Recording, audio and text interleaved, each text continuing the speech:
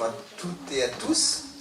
Voilà, on est très heureux de vous accueillir pour cette première conférence de la deuxième saison de l'UTL6, la nouvelle saison. Alors peut-être que ça va devenir une tradition, comme ça l'est dans mon café philo. Depuis 17 ans, dans mon café philo, j'anime le premier café philo de l'année. Ben, peut-être qu'à l'UTL, on va m'appeler chaque année pour démarrer la saison. En tout cas, si c'est le cas, j'accepterai volontiers. Voilà, donc on est très heureux de vous accueillir pour ces conférences dont le nombre a été doublé pour un tarif identique. Donc je pense que c'est un bel exploit qu'a fait le bureau de l'association et sa présidente pour vous présenter des conférences intéressantes et à des prix plus qu'abordables. Donc je crois que cette UTL a fort bien démarré. Je vais donc aujourd'hui vous présenter un exposé avec ma comparse de vieille date, même si elle est très jeune, qui est Virginie. On travaille ensemble depuis bien longtemps. Elle est venue animer un café philo. Je l'avais connue ici même. Elle était venue présenter son premier roman à la médiathèque. Elle a porté quelques-uns de ses romans. Donc elle est physicienne de formation. Et elle a une originalité que je crois pratiquement unique. C'est qu'elle essaye d'illustrer, de faire partager ce bouleversement considérable qui est issu de la physique quantique, qui est au moins aussi important, nous en parlerons tout à l'heure, que le moment où on est passé de la Terre plate à la Terre ronde. C'est un bouleversement au moins équivalent et sans doute plus important encore. On est en train de vivre ce que les spécialistes appellent un changement de paradigme. Nous sommes en train de pénétrer dans une nouvelle perception de la réalité qui aura des conséquences considérables sur chacun d'entre nous, mais aussi peut-être, nous l'espérons, sur la société, qui nous rendra meilleurs. Donc il y a aussi toute cette dimension, je dirais, morale, écologique, à laquelle nous sommes très très attachés tous les deux. Donc Virginie a écrit de très très beaux romans, elle en a apporté quelques-uns, je vous les conseille, si vous les ignorez, elle se fera un plaisir de vous les dédicacer en fin de séance.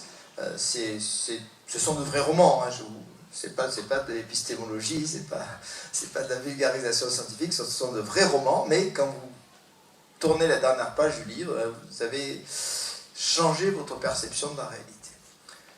Donc on va vous parler aujourd'hui des énigmes du temps. Alors je me suis aperçu en consultant mes archives, mais ça c'est sans doute le fonctionnement inconscient du cerveau, qu'on avait emprunté ce titre à un vieux hors-série de Science et Avenir, à laquelle j'ai été abonné pendant de longues années, qui s'appelait Les énigmes du temps. C'était un vieux numéro de 1996, donc il y a 20 ans. Les énigmes du temps. Le temps, c'est effectivement un des concepts les plus troublants qui puissent exister, aussi bien sur le plan philosophique que sur le plan scientifique. Donc on va articuler nos propos de la façon suivante. Je vais, dans un premier temps, vous présenter l'approche philosophique, mais aussi des grands sages et de certains savants contemporains, mais en restant, je dirais, à la surface des choses. Donc je vous présenterai ces énigmes du temps et cette idée que le temps, au fond, est quelque chose de très subjectif et qui n'a pas de réalité profonde. Ensuite, Virginie prendra le relais et donc avec elle vous pénétrerez dans les méandres de la physique quantique, de ses expérimentations, parce que cette idée que le temps est une illusion, comme disait le grand Einstein, une illusion persistante. Bon, pourquoi est-elle persistante? On essaiera aussi de répondre. Mais tous les grands savants sont persuadés que le temps est une illusion, qui n'a pas de réalité profonde en dehors de nous. Donc, Virginie vous parlera de la physique quantique. Je reprendrai la parole pour essayer de vous expliquer, de répondre à un mystère. Comment se fait-il, si le temps est une illusion, que nous mettions tous en scène de la même façon la réalité dans un temps linéaire, irréversible? Bon, il y a des réponses. Je proposerai quelques réponses et il y aura certainement matière à débat ensuite, parce qu'on vous donnera la parole évidemment à la fin de l'exposé. Et enfin, Virginie reprendra la parole. Donc vous voyez, on fonctionne en 4 temps. C'est pas une valse à 3 temps, c'est une valse à 4 temps. Et donc, dans un dernier temps, Virginie vous montrera effectivement la profondeur de ce changement de paradigme à travers des images, des exemples dont elle a le secret et qui sont tout à fait remarquables. Voilà donc le parcours que nous vous proposons. Je vais donc dans un premier temps vous présenter très succinctement la question du temps dans l'histoire des idées. Ça mériterait une conférence à soi seul, donc je resterai vraiment à la surface des choses, j'ouvrirai des portes simplement. Ce qui est frappant quand on regarde l'histoire des idées, c'est que dans leur quasi-totalité, les philosophes, j'en citerai deux seulement, Saint-Augustin et Kant, mais j'aurais pu en citer bien d'autres, les philosophes, les sages, je n'en citerai qu'un, Krishnamurti, qui est quelqu'un pour qui j'ai une grande vénération depuis très très longtemps, et puis ceux que j'appellerais aujourd'hui les savants philosophes ou les philosophes savants, hein, ces savants qui ne sont pas seulement des scientifiques, qui ont aussi une prétention à la philosophie au sens noble du terme. Je vous montrerai que dans leur immense majorité, philosophes, sages et savants philosophes, qui sont partis à la recherche au fond de la réalité du temps, ont tous abouti à la même thèse, à la même conclusion, celle d'une irréalité du temps, d'un caractère purement subjectif au fond de la temporalité. C'est nous qui mettons les choses dans le temps, mais le temps n'est pas une réalité qui existerait vraiment dans le monde, dans le réel, en dehors de nous. Voilà donc la première étape, le premier épisode de ce parcours que nous vous proposons aujourd'hui. Alors je commencerai bien sûr par le premier et le plus grand, celui qui a servi de modèle à tous les autres, celui dont je vous recommande la lecture, qui est un génie incontestable, qui a eu une avance rare dans l'histoire des idées. C'est Saint-Augustin. Saint-Augustin, 5e, 6e siècle, a été, je dirais, en avance, mais de façon exceptionnelle. Personne n'avait abordé le temps comme il l'a fait dans les Confessions. C'est au livre 11 des Confessions. Ça suffit de lire le livre 11 des Confessions. Le reste n'est pas inintéressant. Mais lisez et relisez le livre 11 des Confessions, vous verrez que c'est prodigieux. Donc Saint-Augustin, il est frappant de constater comment il a servi de modèle à tous ses successeurs et que tout le monde, au fond, a marché dans les pas de Saint-Augustin. Alors, je vais citer quelques formules qui sont très connues. Je fais une petite citation en latin, c'est pas par snobisme, c'est parce qu'il écrivait en latin, que le latin a une forme de concision exceptionnelle et que je rends hommage, par-delà le temps, à mon regretté papa qui était un grand latiniste devant l'éternel. Quid est ergo tempus, si nemo ex me quaerat scio, si queranti explicare velim nescio. Qu'est-ce donc que le temps? Vous avez tous compris, mais je traduis quand même. Qu'est-ce donc que le temps? Quand personne ne me le demande, je le sais. Dès qu'il s'agit de l'expliquer, je ne le sais plus. Donc, mystère radical. Nous avons tous l'impression de bien savoir ce qu'est le temps, la fuite du temps, la fuite des jours, le passé qui est derrière nous et qui ne reviendra pas, le futur qu'on attend. En fait, dès qu'on cherche à creuser un peu cette intuition de départ, on va d'énigme en énigme, de mystère en mystère, et on n'arrive absolument pas à résoudre cette énigme du temps. Alors, je continue quelques lignes en français cette fois. Mais ces deux temps, dit Saint-Augustin, le passé et l'avenir, comment sont-ils? Au sens du verbe être, exister, comment sont-ils? Puisque le passé n'est plus, effectivement, c'est une première énigme, le passé n'a aucune réalité, le passé a disparu, corps et bien. Le moment où vous étiez tout à l'heure devant l'entrée de l'auditorium est derrière vous, apparemment, définitivement. Le passé n'est plus et que l'avenir n'est pas encore. Le débat que nous aurons tout à l'heure, à la fin de nos exposés, n'a pas eu lieu et nul ne sait à quoi il ressemblera exactement. Le présent même, alors on va dire il reste le présent. Eh bien non. Le présent même, s'il était toujours présent, le présent c'est celui des trois moments du temps qui mérite au fond le moins son nom. Le présent n'est pas présent. Le présent, s'il était toujours présent, sans se perdre dans le passé, ne serait plus le temps, il serait l'éternité. Donc triple néant en réalité. Personne n'a pu dépasser cette argumentation de Saint-Augustin. Le temps, nous le ressentons de façon intuitive avant toute explication rationnelle, c'est les trois moments que sont le passé, le présent, l'avenir. Or le passé n'est plus là, mais alors plus du tout. Plus du tout. Il n'est là qu'à titre de traces, mais ces traces où elles sont dans le présent. Quand vous allez visiter une exposition sur l'archéologie égyptienne, les monuments ou les traces que vous les observez maintenant. Donc le passé a disparu dans sa totalité. Le futur n'est pas là du tout. Il n'est pas là du tout. On l'anticipe, on se trompe toujours d'ailleurs. c'est assez amusant de voir comment l'homme s'est trompé régulièrement dans ses anticipations. Alors on va dire, il reste le présent, mais le présent, effectivement, s'il était vraiment présent, on va retrouver ça chez Krishnamurti, serait l'éternité. Donc ce qui fait que le présent est un moment du temps, c'est qu'il bascule immédiatement dans le passé et qu'il tend vers l'avenir. Donc trois néants. Le passé n'existe pas, le futur n'existe pas, le passé n'existe plus, le futur n'existe pas, le présent n'existe pas non plus. C'est un néant. Parce qu'en fait, combien dure le présent? C'est une question qu'on pourrait poser. Une seconde, 10 secondes, un centième de seconde, un milliardième de seconde. Donc ces trois moments n'existent ni les uns ni les autres. Donc si le temps c'est le passé, le présent et le futur, et qu'aucun des moments du temps n'existe, le temps lui-même n'existe pas. Voilà l'argumentation de saint Augustin, qu'il reprend ensuite un peu plus loin. Donc nous sommes toujours dans le livre 11 des Confessions, au chapitre 20. Nous disons généralement, dit saint Augustin, il y a trois temps. Il y a le passé, le présent et le futur. C'est ce qu'on disait tout à l'heure. Plus exactement, et c'est plus qu'une nuance, je dirais, de vocabulaire ou de style, plus exactement, devrait-on dire, il y a trois temps, le présent du passé, le présent du présent, le présent du futur.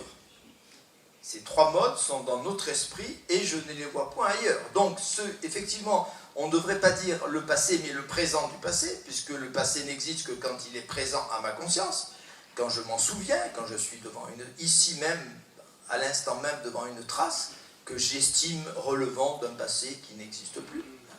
Donc, le passé n'existe que quand il y a un passé présent. Le futur n'est pas là, il ne peut exister que quand il est présent dans ma conscience par l'anticipation, l'attente, l'impatience, etc.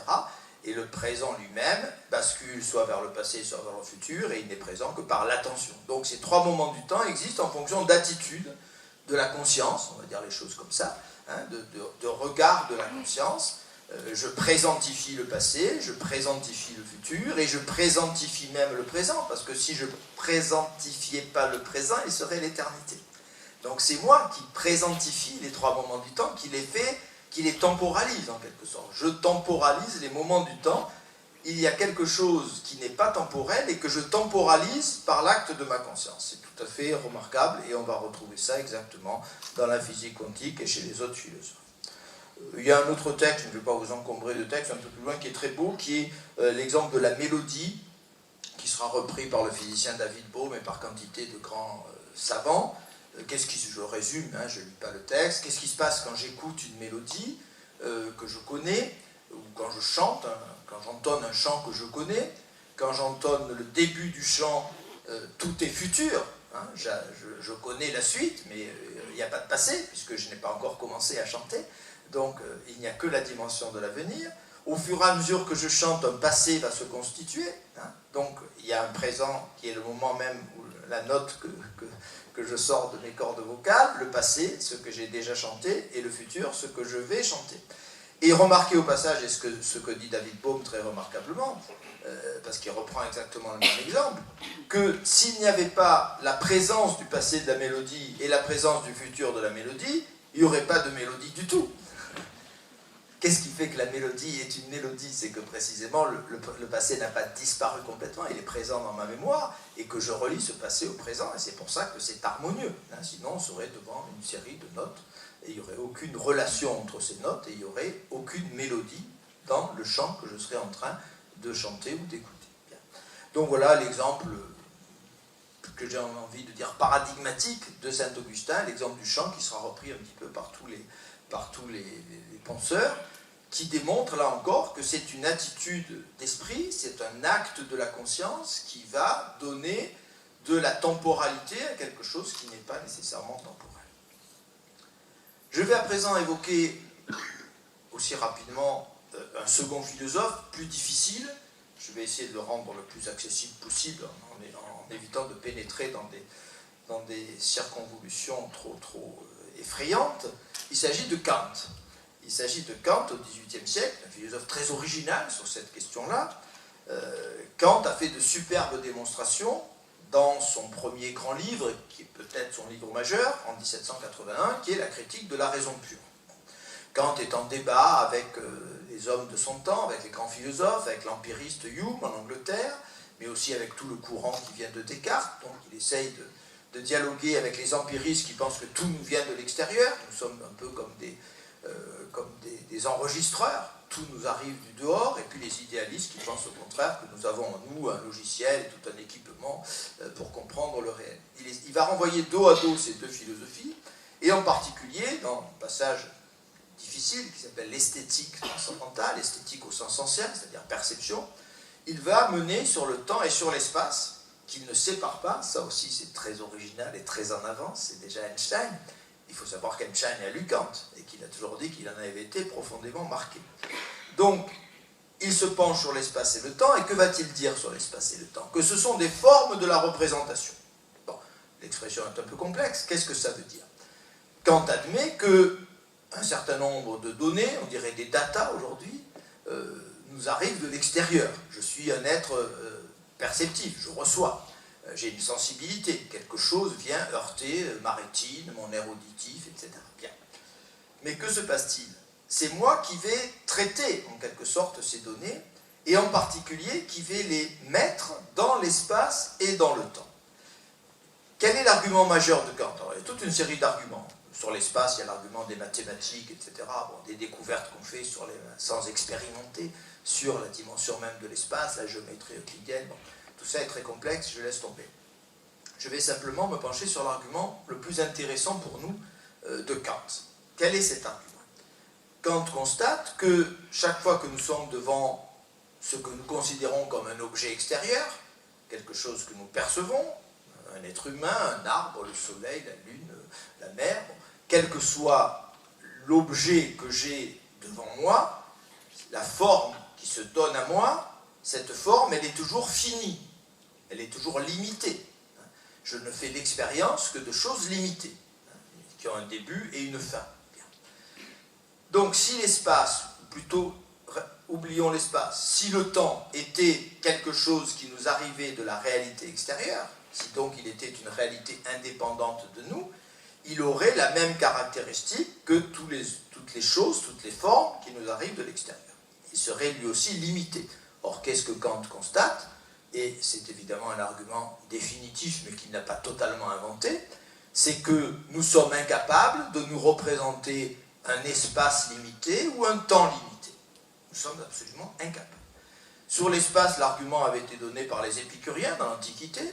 Les épicuriens sont parmi les philosophes grecs qui ont affirmé l'infinité du monde, de la nature, et ils répondaient ainsi leurs adversaires: imaginez que le monde a une limite, qu'il soit par exemple, c'est l'image que nous avons souvent aujourd'hui, un ballon qui gonfle en quelque sorte, hein, peu importe qu'il gonfle ou qu'il ne gonfle pas, une grande sphère, une immense sphère. Que se passe-t-il, disaient les épicuriens, si un archer se rend au bord de l'univers avec son arc et lance la flèche? Où va la flèche? Où va la flèche? Donc je suis incapable de penser un arrêt de l'espace. Sur le temps, c'est encore plus évident. Je suis incapable de penser un début du temps et une fin du temps. Si je vous dis que l'univers, avec les astrophysiciens d'aujourd'hui, a 13 milliards 400 millions d'années, vous me demanderez logiquement, en tout cas un enfant de 5 ans le ferait, et il faut toujours prendre modèle sur les enfants de 5 ans, et qu'est-ce qui se passait il y a 14 milliards d'années? Si le monde s'arrête, et pourquoi pas, ça revient très à la mode, ça revient à la mode tous les 10 ans, hein, la fin des temps. Imaginons que le monde va s'arrêter, je ne veux faire peur à personne, hein, le 31 décembre 2017. De temps en temps, ça arrive moins maintenant, mais quand j'habitais Toulon, j'avais des gens qui venaient frapper à ma porte. Vous aurez vite deviné de qui il s'agit, donc je ne les nommerai pas.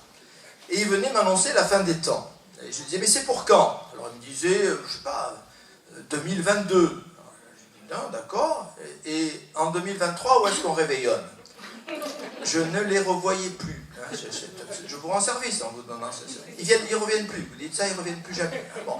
Et en 2023, où est-ce qu'on réveille? Bon. Je suis incapable de penser une fin du temps. Qu'est-ce qu'il y a après cette fin du temps? Il y a encore du temps après la fin du temps. Bon. Et c'est ainsi que tous ceux qui ont imaginé une immortalité de l'âme considèrent qu'après la mort, ben, il y a encore on est encore dans quelque chose qui se passe et qui se passe et qui se passe. Je suis incapable. Donc ça, c'est l'argument majeur de Kant. Je suis incapable d'imaginer le début du temps, la fin du temps. Donc le temps n'est pas quelque chose qui nous arrive du dehors, c'est quelque chose que nous portons en nous, c'est nous qui spatio-temporalisons, pardonnez-moi cette locution un peu compliquée, enfin, nous sommes des metteurs en scène, hein.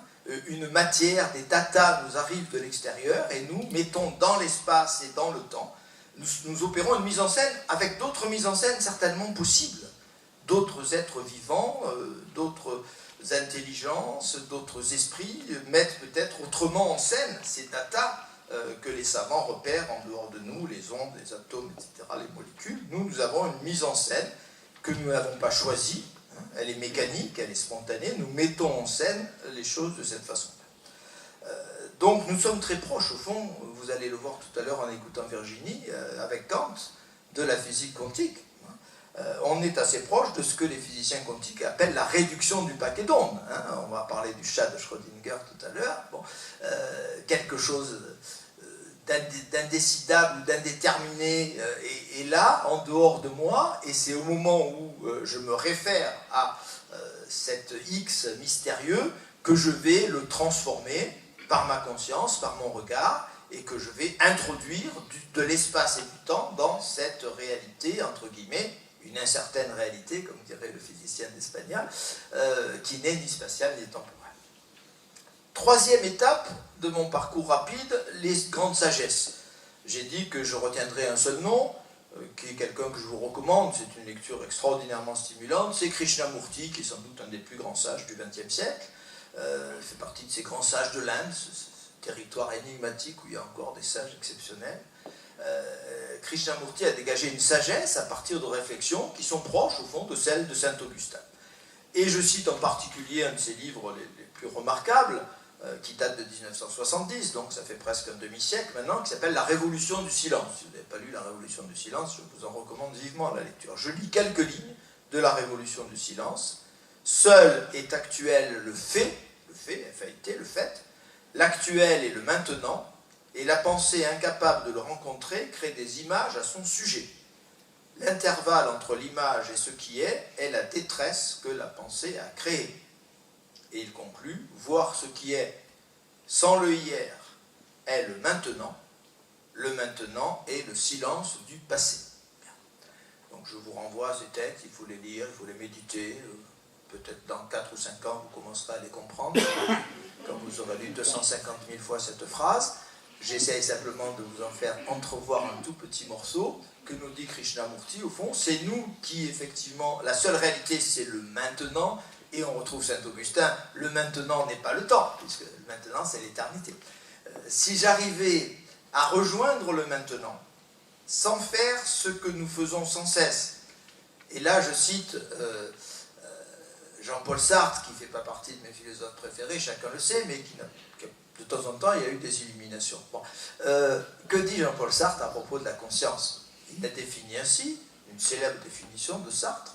Il dit être conscient, c'est être en avant de soi, en arrière de soi, jamais soi.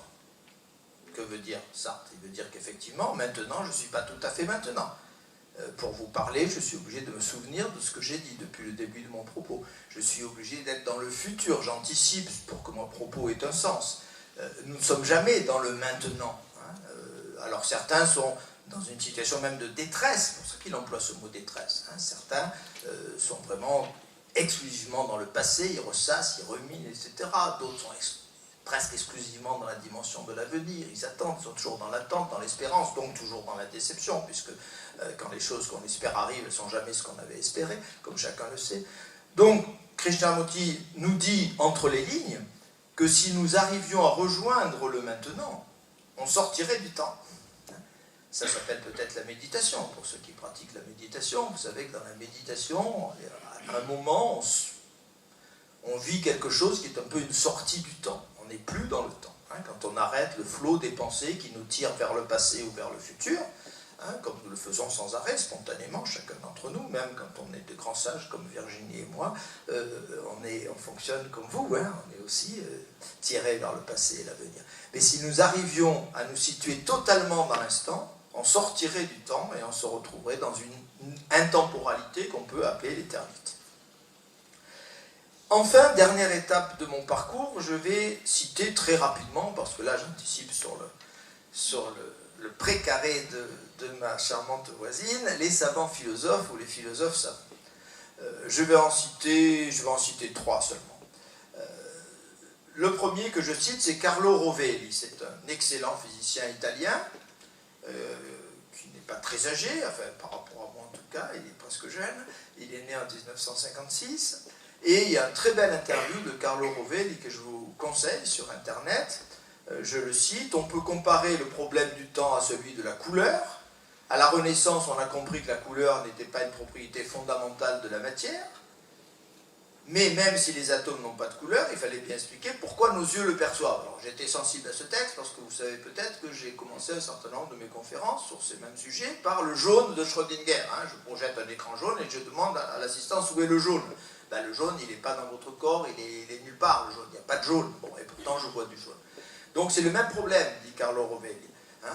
Comment se fait-il que la réalité matérielle qui est extérieure à moi, qu'elle soit ondulatoire ou corpusculaire, est incolore et que moi, je vois une couleur? Eh bien, c'est le même problème. Comment une réalité intemporelle est-elle transformée par moi en réalité temporelle? Il fallait retrouver dans la matière qui n'a pas de couleur ce qui lui donne la couleur. Dans le cas du temps, nous devons comprendre dans quelles conditions il apparaît, ce qui nous donne cette expérience du temps. Redisons-le, ce n'est pas pour autant une propriété fondamentale. Donc, Rovelli dit avec tous les physiciens, quasiment, il y a quelques rares exceptions, que le temps n'est pas une propriété de la réalité en dehors. Deuxième physicien, Julien Barbour, puisque c'est un Britannique qui est lui né en 1937, qui a essayé de réconcilier Einstein et la physique quantique.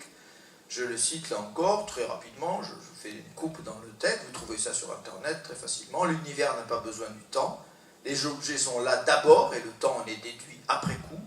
L'ensemble du temps existe dans des tranches d'espace.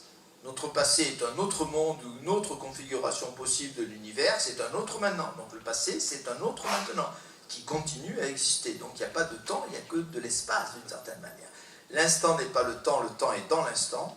Ma vision de l'univers, c'est une collection d'instantanés richement structurés. Ils ne sont pas en communication les uns avec les autres, ce sont des mondes à eux seuls. Notre cerveau rassemble ces arrêts sur images, les repasse dans notre esprit de la même manière que les photographies passées à 24 images par seconde font que vous avez l'impression que les images que vous voyez en ce moment sont en mouvement. Donc, très bel exemple aussi, c'est une image que j'utilise moi-même souvent, l'exemple du cinéma et des images du cinéma, mais en fait, rien ne bouge. Ce qu'on appelle le temps est une illusion, on retrouve la formule d'Einstein, l'univers quantique est statique, rien ne change. Tous ces instantanés de l'univers existent simultanément. Et enfin, le dernier physicien que j'évoquerai est un physicien américain qui a eu une vie relativement courte. Il est né en 1939, il est mort en 1982. Et il a évoqué les branches d'univers, et vous trouvez ça dans un hors-série, notre hors-série de Sciences et Avenir, qui s'appelle Le paradoxe du chat de Schrödinger. C'est un remarquable hors-série que je vous recommande, peut-être qu'il est à la médiathèque ici. Et dans ce hors-série, il est question de Hugh Everett, E-V-E-R-E-T. Donc si vous pianotez ça sur Internet, vous trouverez de qui il s'agit. Qui évoque des branches de l'univers. Autrement dit, l'idée d'Everett, mais Virginie vous dira peut-être qu'elle n'est pas tout à fait d'accord, même si à titre d'image c'est intéressant, c'est l'idée qu'au fond l'univers se dédouble à chaque instant et que, au fond, toutes les branches de l'univers sont coexistantes, et donc le passé, le présent et le futur sont des branches d'univers qui coexistent dans une intemporalité. Voilà donc ce que je voulais vous montrer pour introduire notre propos. L'idée qu'il y a quand même un consensus assez troublant, pour le moins, entre les grandes philosophies, les grandes sagesses et la science contemporaine, et c'est surtout maintenant cette science contemporaine dont nous allons parler avec Virginie, qui donne un éclairage nouveau, et qui, au fond, aujourd'hui, nous sommes particulièrement sensibles aux démonstrations de la science, parce que nous sommes entourés d'objets techniques qui sont fabriqués grâce aux théories scientifiques que nos savants ont eu la grande intelligence de mettre en place.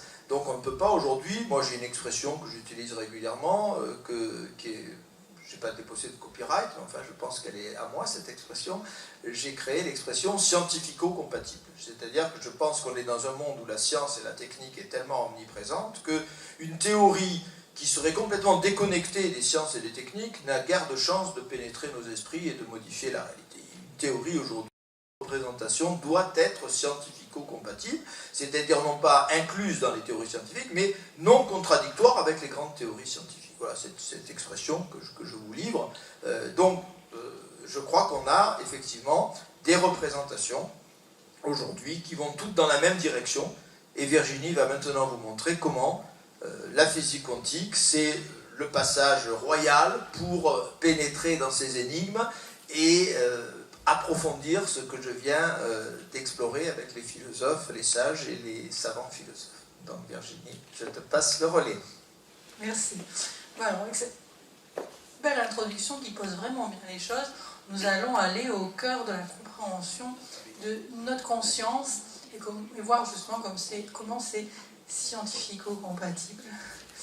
Et comment en fait l'éclairage quantique aujourd'hui vient donner de la cohérence à ces idées de la philosophie sur la question de la réalité et aussi vient éclairer le carrefour où science et spiritualité se rejoignent. Alors, je vais commencer par vous parler du modèle newtonien de la physique classique. Ne croyez pas qu'on va parler que de science. C'est le modèle avec lequel vous raisonnez, même si vous n'êtes pas scientifique, où vous entrez en résonance, parce que dans notre civilisation occidentale, pour nous, et là c'est philosophique aussi, la réalité, c'est l'ensemble des phénomènes qui s'inscrivent dans un cadre à 3 dimensions qui est l'espace. Hauteur, largeur, longueur. Dans ce cadre à 3 dimensions qui est l'espace, les phénomènes que nous nommons de la réalité sont orchestrés par un temps unique. Il n'y en a qu'un seul. Il est absolu, il est le même pour tous. Il est univoque, il s'écoule dans le sens passé, présent, futur. Et là, c'est la 3e hypothèse de notre modèle de pensée, du modèle de la mécanique classique, mais aussi de notre modèle de pensée en général. C'est que les phénomènes, dans ce monde à 3 dimensions, orchestrés par ce temps unique, sont indépendants de l'observateur. Qu'est-ce que ça veut dire indépendant de l'observateur? Si c'est Philippe ou moi qui actionnons l'interrupteur des éclairages, on bascule l'interrupteur, les lumières vont s'éteindre ou elles vont s'allumer. Ça ne dépend pas de qui va manipuler ou de qui va observer. Les lois de l'électricité sont indépendantes de l'observateur. Si demain nous nous donnons tous rendez-vous à l'Espagnol pour regarder le soleil se lever, que nous y soyons tous, ou une partie, ou pas du tout, ça ne changera rien aux lois de la mécanique céleste.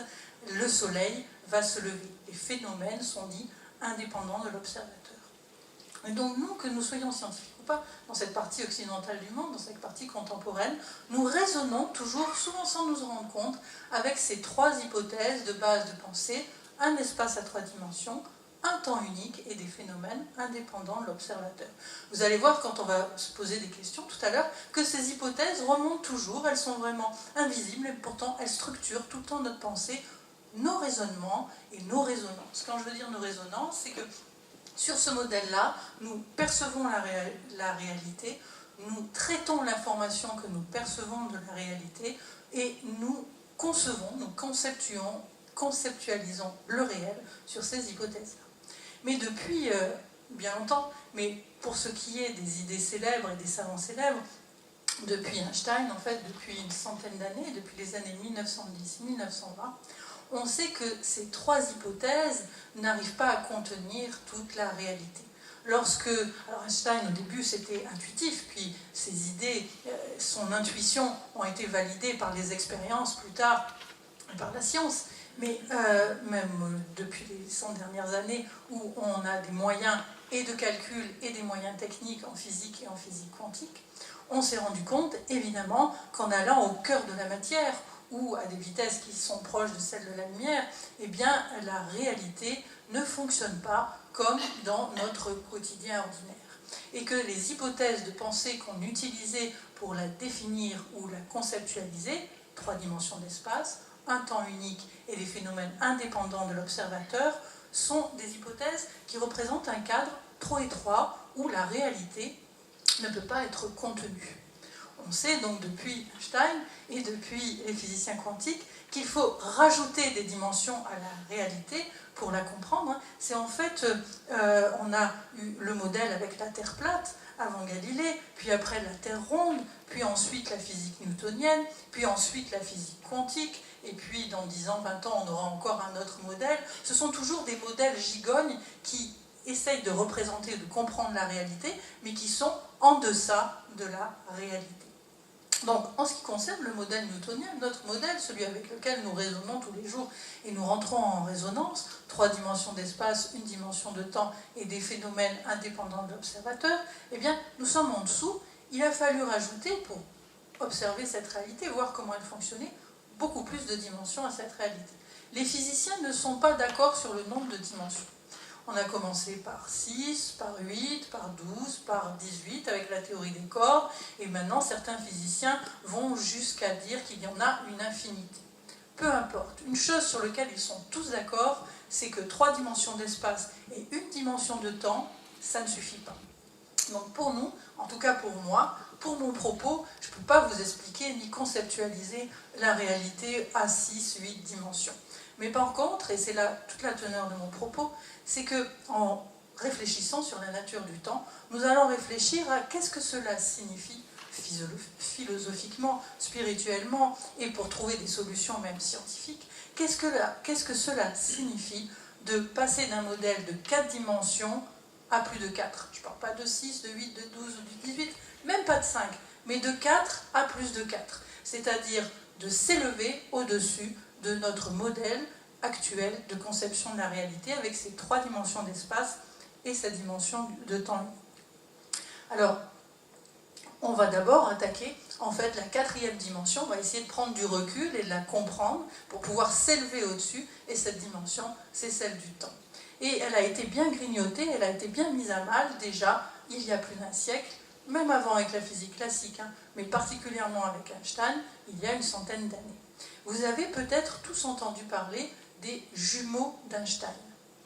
Les jumeaux d'Einstein, on prend des jumeaux, il y en a un qui reste sur Terre, et il y en a un autre qui a la chance de partir pour un voyage interstellaire aux confins de l'univers. Donc on le met dans un vaisseau qui va très vite, à des vitesses proches de celles de la lumière, 96-98% celles de la lumière.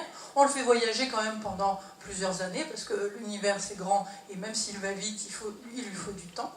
Et lorsqu'il revient, ce jumeau qui a déjà eu la chance de faire un voyage exceptionnel, eh bien, il a l'heureuse surprise de découvrir qu'il est plus jeune que son frère. Il a vieilli moins vite que son frère. Son frère restait sur Terre, le malchanceux. Lui, il n'a pas fait de voyage et il est plus vieux que le jumeau qui est parti faire un voyage aux confins de l'univers. Et vous voyez, cet exemple des jumeaux d'Einstein, c'était quelque chose qu'on nous apprenait, et que je faisais très bien, à calculer lorsque j'étais en terminale scientifique, et même en maths sup et en maths spé. On avait une équation à 2 entrées, je ne me souviens même plus de l'équation, parce qu'elle n'a plus aucune importance, c'est le concept philosophique qui est important. Avec 2 entrées, on entrait la vitesse du vaisseau, on entrait la durée du voyage. Il ne fallait pas se tromper sur l'unité, c'était peut-être la seule difficulté, puisque le temps s'exprime en secondes dans cette équation, et que la vitesse s'exprime en mètres par seconde. On mettait ça dans notre petite machine à calculer, on avait un résultat qui était en secondes, qu'il fallait transformer en années, en mois, en jours, en minutes et en secondes pour avoir une bonne note. J'étais absolument capable de faire cet exercice parfaitement, et j'avais une bonne note, j'étais très contente. Mais à cette époque, quand je faisais cet exercice, je ne comprenais pas ce que cela signifiait philosophiquement. J'étais capable de calculer la différence d'âge, mais je ne comprenais pas que cela signifiait qu'il existait au moins 2 temps. Un temps pour le jumeau resté sur Terre, un temps pour le jumeau qui, lui, est parti dans la navette interstellaire.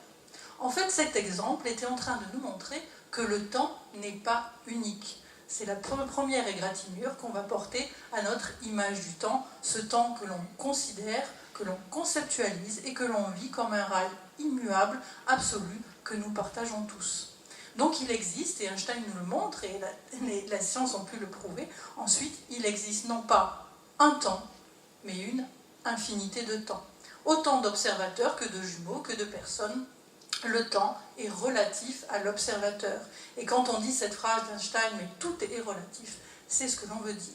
C'est l'espace et le temps qui sont relatifs, mais en tout cas, pour l'instant, nous parlons juste du temps. Le temps est relatif à l'observateur, il n'est pas unique. Et quand j'entendais cette phrase d'Einstein, tout est relatif, je ne comprenais pas non plus philosophiquement la portée de cette idée-là. Bien. Donc ça, c'est année 1910-1920, ça date quand même, hein, ça date de plus de 100 ans, et on ne l'a pas encore complètement compris, même quand on le calcule dans les classes scientifiques, parce que ceux qui nous l'enseignent n'ont pas non plus compris la portée philosophique, ce que ça signifie dans leur réalité d'imaginer que le temps n'est pas absolu. Et puis, quand la mécanique quantique a commencé à se développer après les années 1920, depuis une trentaine, je ne veux pas m'avancer sur la date parce que je ne l'ai pas précisément en tête, mais peut-être depuis une trentaine ou une vingtaine d'années, on fait une autre expérience qui est reproductible, où on n'a pas besoin de vaisseaux qui vont à la vitesse de la lumière, c'est reproductible en labo, on la trouve sur le site du CNRS, et elle s'appelle l'expérience du choix retardé. Alors pour cette expérience du choix retardé, il va encore mettre à mal l'idée que nous avons du temps. Cette expérience du choix retardé, on prend des photons. On prend un gros photon ultraviolet, on le coupe en deux, et quand on coupe en deux un gros photon ultraviolet, ça nous donne 2 photons infrarouges apérés. Apérés, ça veut dire que lorsqu'il va se passer quelque chose sur un des photons, instantanément, et peu importe la distance, il va se passer quelque chose sur l'autre photon. Dans l'expérience, en réalité, il nous faut tout un groupe de photons. Donc on prend tout un train de photons ultraviolets et on va faire 2 trains de photons infrarouges apérés. Dans l'expérience, ces photons infrarouges apérés s'appellent photons jumeaux et photons signal. Alors, en fait, je me mélange les pinceaux avec jumeaux, avec signal, et puis c'est pas pédagogique. Donc moi, je les appelle Laurel et Hardy. C'est beaucoup plus sympa. On les imagine avec leur petit chapeau, avec leur bonne bouille, le petit nœud-pape, et vous allez voir que c'est tout aussi pédagogique, peut-être même plus pédagogique. Donc, on a coupé nos photons ultraviolets et on a 2 équipes de photons Laurel et de photons Hardy. L'opérateur quantique va prendre ces 2 équipes de photons et il va les amener à l'entrée de 2 labyrinthes. Un labyrinthe pour les Laurel, un labyrinthe pour les Hardy.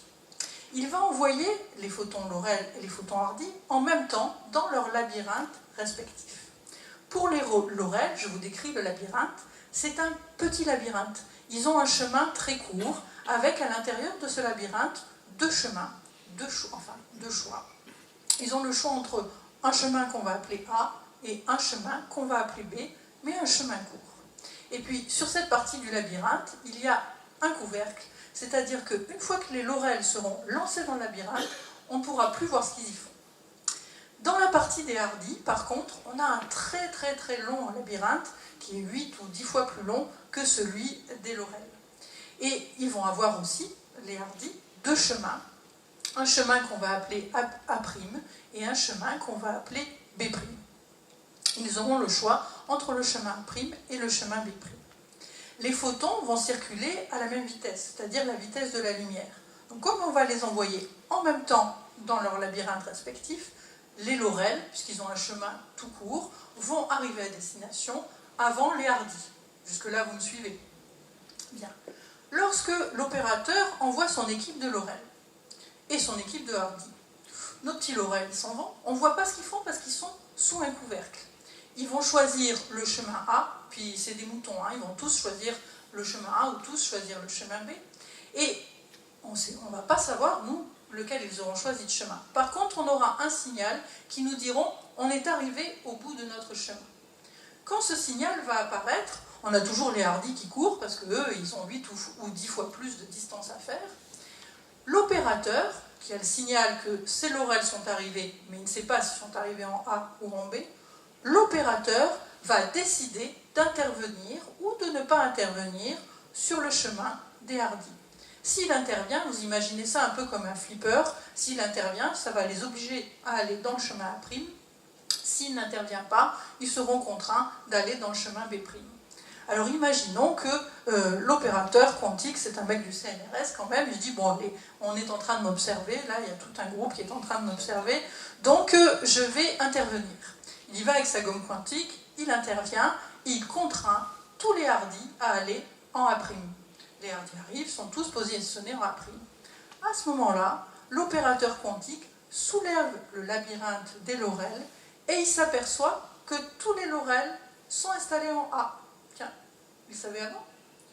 Inversement, s'il dit « Oh, je m'en fous, même si on me regarde, de toute façon, j'ai envie de faire la grève, je vais aller fumer une cigarette dehors », il n'intervient pas sur le chemin des hardis.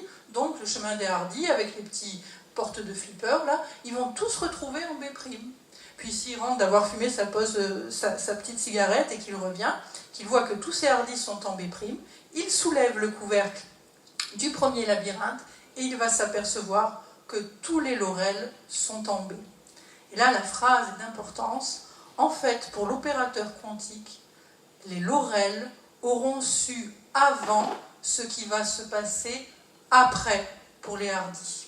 C'est très important parce que le sens des relations de cause à effet est inversé. Les laurels auront su avant, en arrivant sur leur chemin court, ce qui va se passer après pour les hardis.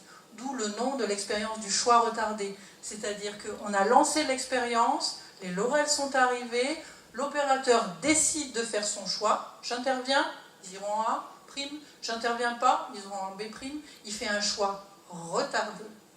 Et il va observer que son équipe de laurels a su avant ce qui allait se passer après et qu'il n'avait pas encore choisi pour les hardis. Et cette expérience que l'on peut faire et refaire, qui n'est pas très compliquée à mettre en œuvre, eh bien, nous montre que le temps s'écoule aussi du présent vers le passé. Et ça, c'est l'idée, le concept le plus difficile pour nous. Il est difficile de se l'approprier. Pour l'instant, vous entendez ma phrase d'une façon grammaticale. Les laurels ont su avant ce qui allait se passer après pour les hardis. Pour l'instant, ça reste une idée. On n'arrive pas à comprendre le concept. Mais vous allez voir comment petit à petit, même avec le chat de Schrödinger, il va prendre du sens, il va prendre de la cohérence et cette idée va être un petit peu moins insaisissable. Donc souvenez-vous de cette phrase, les laurels ont su avant ce qui allait se passer pour les hardis. C'est-à-dire que le temps s'est déplacé du présent vers le passé.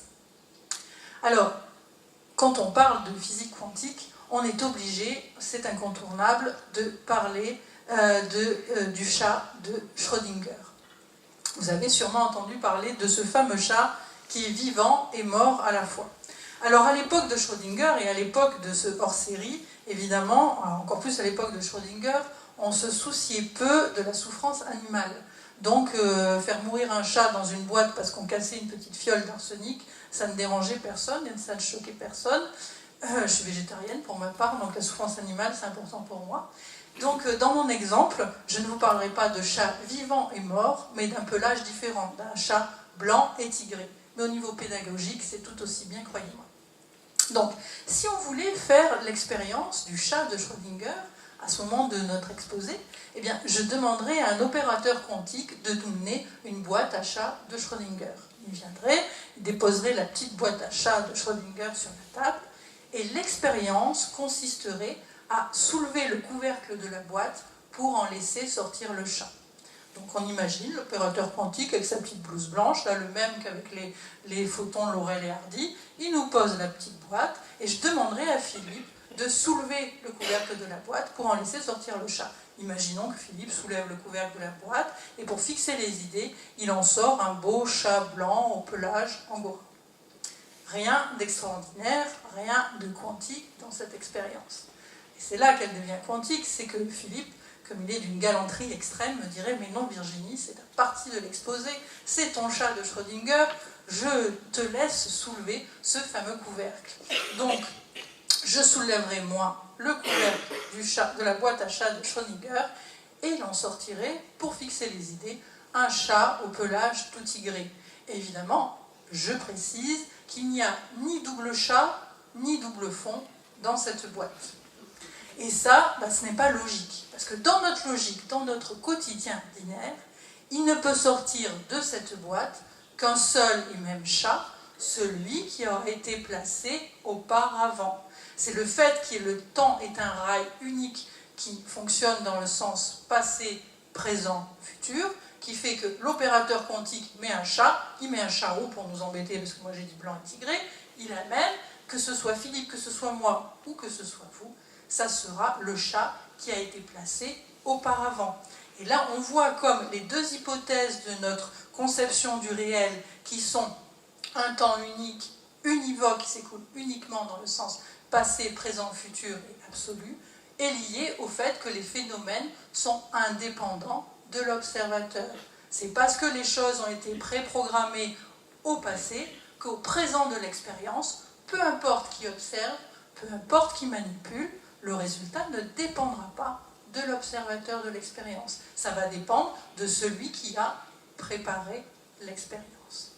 Que veut nous dire Schrödinger avec cet exemple de la boîte à chat de Schrödinger? Pour lui, il est vivant ou mort, c'est pareil. Il veut nous dire en fait que la réalité, pour le physicien quantique, et la réalité dans sa réalité, n'est pas exactement de la même nature que ce que nous croyons dans notre quotidien ordinaire. Pour nous, la réalité d'un chat, c'est quelque chose de solide. C'est un chat en os, en poils, en chair, en griffes et en moustache. Donc forcément, s'il y a un chat dans cette boîte, il est ainsi, il est solide, il est complètement défini par le passé qui a fait qu'il est devenu chat et qu'on l'a mis dans cette boîte. Pour le physicien quantique, la réalité, la matérialité est d'une toute autre sorte. Il faut savoir qu'en physique quantique, ce qu'on a fait, c'est qu'on a descendu avec nos moyens technologiques, puis aussi avec nos moyens de calcul, au cœur de la matière. On est allé au milieu de l'atome, à l'intérieur du noyau, à l'intérieur des particules qui le composent, à l'intérieur des particules qui le composent, et au fur et à mesure de descendre dans la brique, et là toujours la plus petite brique, au bout du compte, il n'y a plus rien, il n'y a plus de brique. Il n'y a plus qu'un champ énergétique, un champ de potentiel. Et dans cette boîte à chat de Schrödinger, pour le physicien quantique, la réalité n'est pas une réalité solide, figée, avec des griffes et des oreilles, c'est un champ de potentiel de chat. Qu'est-ce que ça peut bien être, un champ de potentiel de chat? Il y a un champ de potentiel, nous en faisons tous l'expérience en ce moment. Nous sommes dans un champ potentiel gravitationnel. Ce champ potentiel, c'est la gravitation. C'est absolument invisible. Vous ne le voyez pas. C'est absolument insaisissable. On ne peut pas l'attraper. Mais pour autant, ce n'est pas quelque chose qui est juste purement une idée. C'est bien une réalité énergétique. Sinon, on ne tiendrait pas debout, on ne pèserait pas 70 kg, on ne tiendrait pas les pieds sur terre. Et dans ce champ de potentiel, il suffit qu'on interagisse avec ce champ pour qu'il se manifeste. La manifestation du champ de potentiel ne se passe que lorsque l'on interagit avec le champ. Le champ de potentiel est une réalité énergétique, pour autant, elle est insaisissable et sa manifestation n'existe pas si on n'est pas en interaction avec ce champ de potentiel. Et ce que c'est qu'un champ de potentiel? Donc dans cette boîte à chat de Schrödinger, la réalité est un champ de potentiel de chat. Et c'est l'interaction de l'observateur avec ce potentiel de chat qui va créer la manifestation de la réalité dans l'instantanéité du moment présent. C'est quand Philippe va soulever le couvercle de la boîte que le charou va avoir une existence sur une réalité à 4 dimensions. Le chat blanc, c'est un chat blanc, pardon. Donc, ce chat blanc, il a un présent, c'est un beau chat blanc angora. Il a un cône de futur qui s'ouvre au moment où on va être en interaction avec lui. S'il est sympa, il finira peut-être sur notre sofa. S'il est moins, il retournera peut-être à la SPA. Mais surtout, et c'est là que c'est important, c'est qu'on va créer à rebours le passé de ce chat. C'est-à-dire que s'il est blanc, c'est qu'il a eu des parents blancs qui lui ont donné le gène du chat blanc, qui ont eu des parents au pelage blanc, qui lui ont transmis, etc., etc. On va remonter dans l'infini du passé, jusqu'à aucun Big Bang, dans l'infini du passé, à rebours, l'histoire, la ligne de passé de ce chat. On va créer le passé de ce chat à rebours. Le passé de ce chat va jaillir de l'instant présent de notre interaction avec le potentiel de réalité de ce chat, exactement comme dans le laboratoire quantique, les Lorel auront su avant ce qui va se passer après pour les Hardy. C'est parce que les Hardy vont en A', que les Lorel avant se sont mis en A'. C'est parce que, en A, pardon. C'est parce que Philippe va soulever le couvercle de la boîte que avant il y aura eu la naissance d'un chat blanc. On va construire le passé à rebours. Et c'est cette idée-là qui est difficile pour nous de saisir, parce que depuis notre enfance, nous n'avons pas développé le matériel neurologique, les pas de programme dans notre cerveau pour percevoir, traiter et redonner l'information de cette manière-là. Mais ce n'est quand même pas impossible, on va le voir un petit peu plus tard. Pour vous donner une image de ce que c'est que le potentiel de réalité dans la boîte à chat de Schrödinger, j'emploierai d'abord une expression poétique. Ce potentiel de réalité, c'est rien, presque rien, et tout à la fois. Rien, ce n'est pas un chat, comme on l'imagine. Presque rien, il y a un potentiel de chat.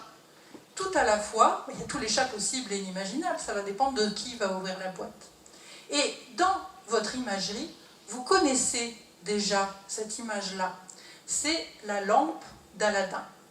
Dans la lampe d'Aladin, si par exemple mon souhait c'est d'avoir une Ferrari rouge, dernier cri, dernier modèle, et que je suis en présence d'une lampe d'Aladin, dans la lampe d'Aladin, il n'y a pas la Ferrari rouge, il n'y a rien. Il n'y a presque rien, parce qu'il y a quand même Aladin, qui, quand je vais frotter la lampe, va sortir et va exaucer mon vœu, c'est-à-dire va faire apparaître dans ma réalité à 4 dimensions une Ferrari. Puis cette Ferrari, si elle est là, il a fallu que du métal soit coulé pour pouvoir en faire la caisse, que quelqu'un la peigne, que quelqu'un la pense, etc., pour arriver dans mon histoire. Donc, pour arriver dans ma réalité, pour arriver dans mon présent. L'image de ce qui se passe dans la boîte de Schrödinger existe déjà dans votre imaginaire avec la petite lampe d'Aladin. Et un petit peu plus tard, je vais vous expliquer comment nous allons de mieux en mieux comprendre ces idées-là. Je te redonne la parole.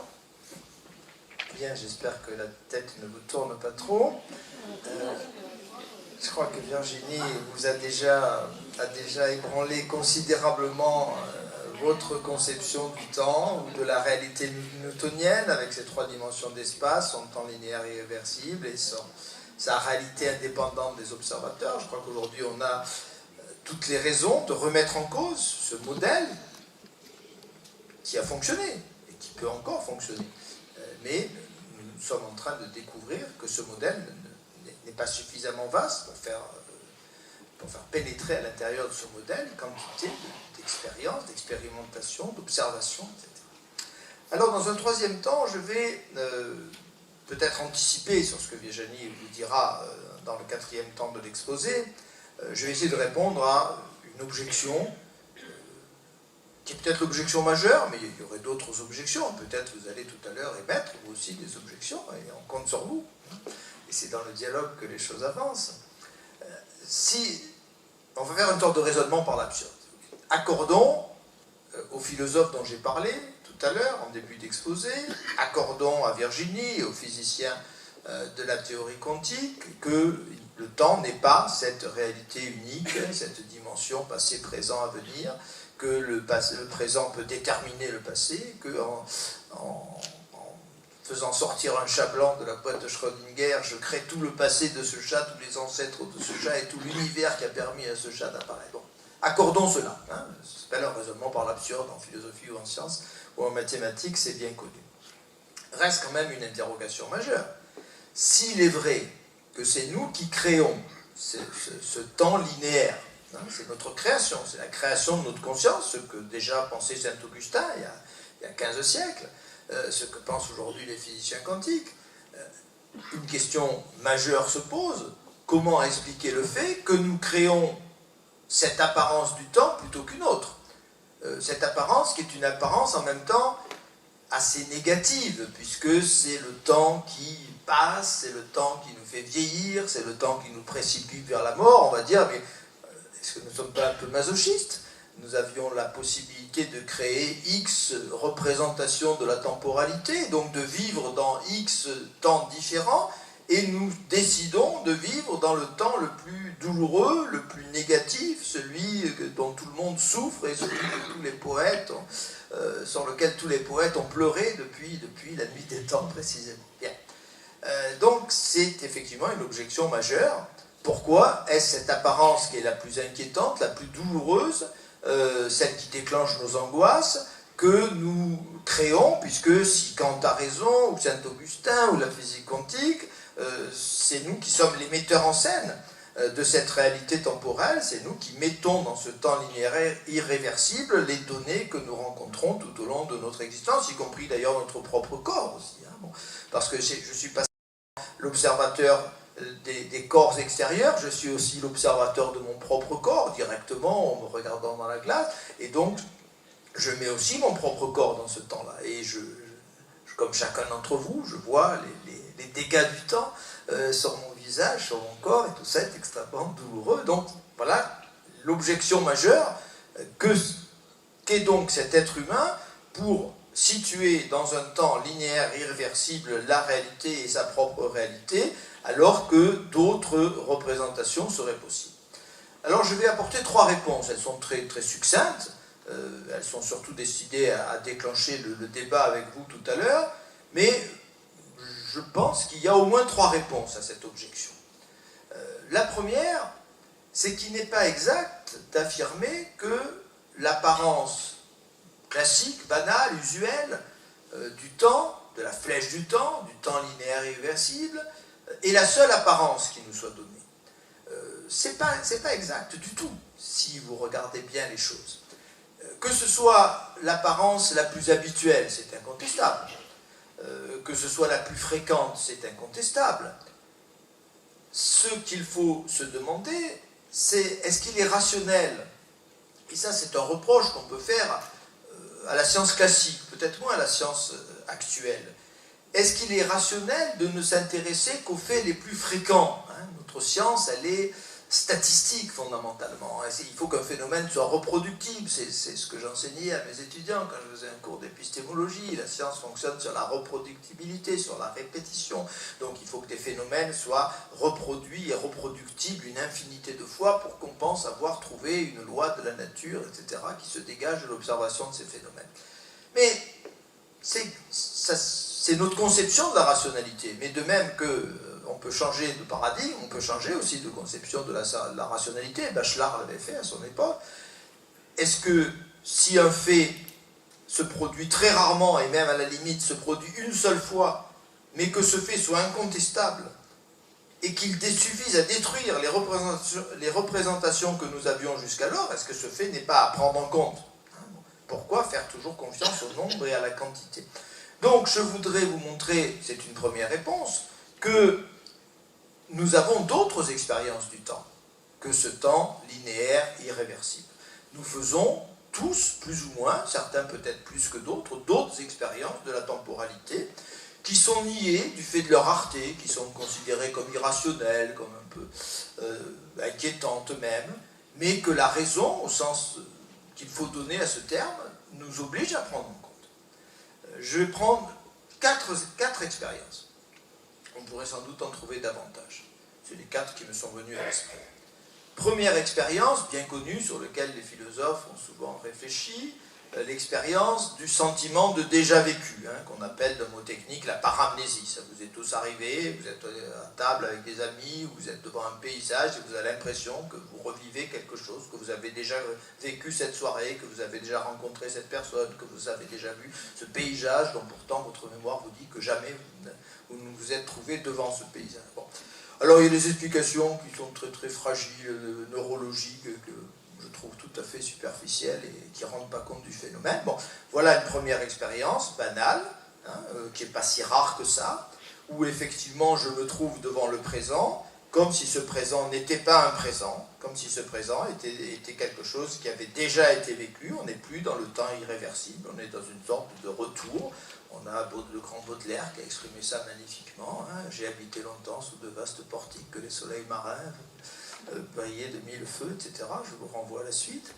Première expérience. Deuxième expérience, l'expérience de la présence du passé, de la présence vraiment présente du passé. Alors il y a la mémoire, bien sûr, qui est déjà une énigme, c'est ce que disait saint Augustin, mais on peut aller plus loin que la simple mémoire. Il y a la réminiscence, il y a la Madeleine de Proust, hein. Il y a le fait qu'à un moment donné, le passé semble revenir, être aussi présent qu'il l'a été au moment où il s'est produit, hein, une sorte de flash venu du passé. Donc le passé n'est pas passé, il redevient aussi présent que le présent, il devient même plus présent que le présent, et donc nous ne sommes plus dans le temps linéaire.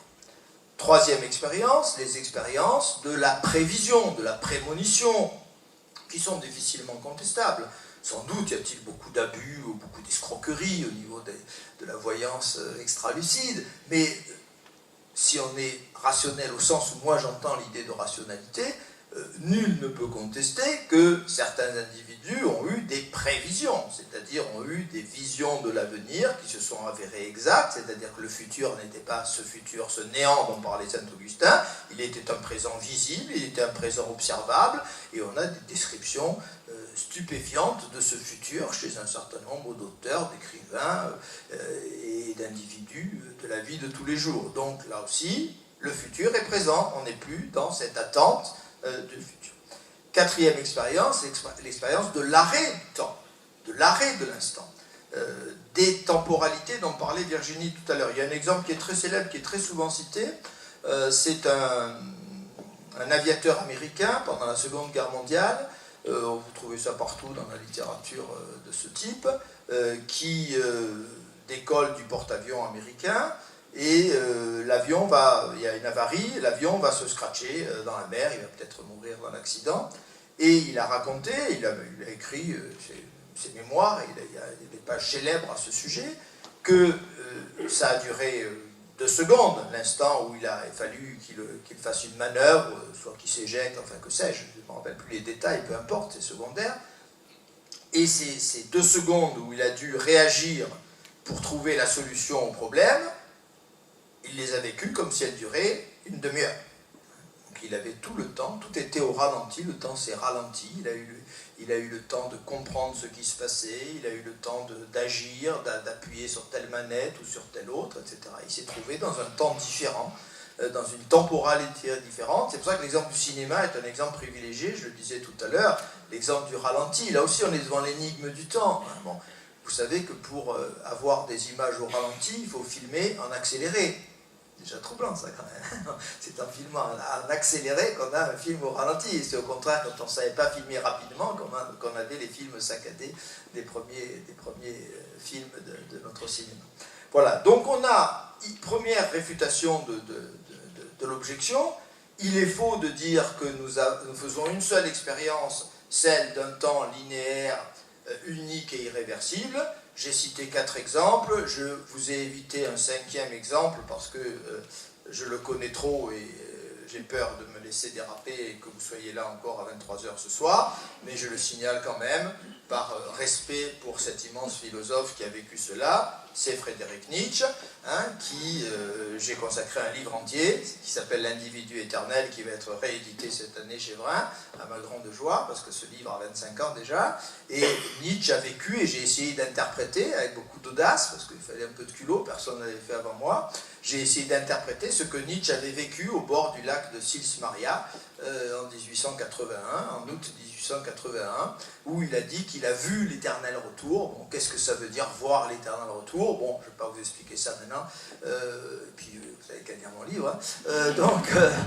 Il est sorti du temps linéaire, il s'est retrouvé dans une éternité, dans une intemporalité, et ça l'a bouleversé jusqu'à la fin de ses jours. Donc voilà, il y a aussi des expériences d'un temps différent qui sont vécues par des individus et qui sont aussi vécues par chacun d'entre nous. Deuxième réponse, nous dépendons d'un paradigme, Virginie l'a dénommé tout à l'heure, au fond le paradigme newtonien, hein, les 3 dimensions de l'espace, le temps linéaire, l'indépendance des faits par rapport aux observateurs.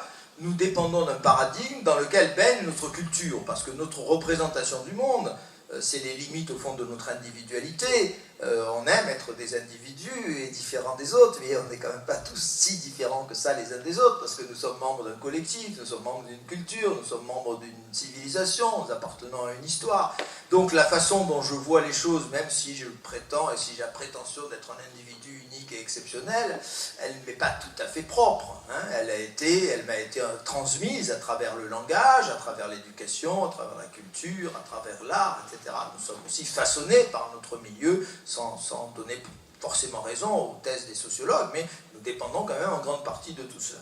Donc, le paradigme newtonien, c'est le paradigme dans lequel baigne encore aujourd'hui largement notre culture, et au fond, on pourrait comparer, et Virginie le fera certainement tout à l'heure, le temps linéaire irréversible à la Terre immobile et au centre du monde d'avant Copernic et Galilée. La comparaison fonctionne très bien. Hein. Si on avait dit à quelqu'un il y a plus de 1000 ans que la Terre était ronde et en mouvement, d'abord vous auriez été brûlé vif hein, si vous aviez dit ça.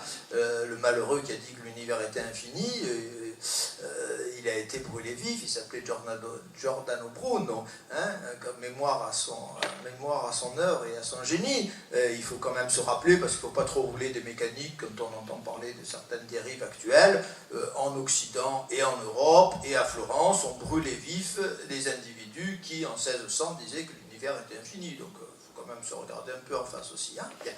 Donc je crois que c'est un petit peu du même ordre. Hein. Bon, on a été capable de passer d'un modèle à l'autre. Pourquoi ne serions-nous pas capables de passer du temps newtonien à une autre conception de la temporalité? Qui oserait affirmer aujourd'hui, parce qu'il voit se lever le soleil, la lune et les étoiles, que la Terre est immobile au centre du cosmos? Bon, alors je sais bien que sur Internet vous le trouverez ça, hein, parce que les gens normaux et à peu près équilibrés, à peu près formés, à peu près au courant des théories scientifiques depuis des siècles savent que la Terre tourne hein, et qu'elle n'est pas du tout immobile et que c'est une illusion d'optique que de voir le mouvement des étoiles. Puis on a tous vu les images des astronomes aujourd'hui, des astronautes, etc. Troisième réponse, notre esprit est lié à un corps. Et c'est ce corps qui limite sans doute pour partie nos capacités de metteurs en scène.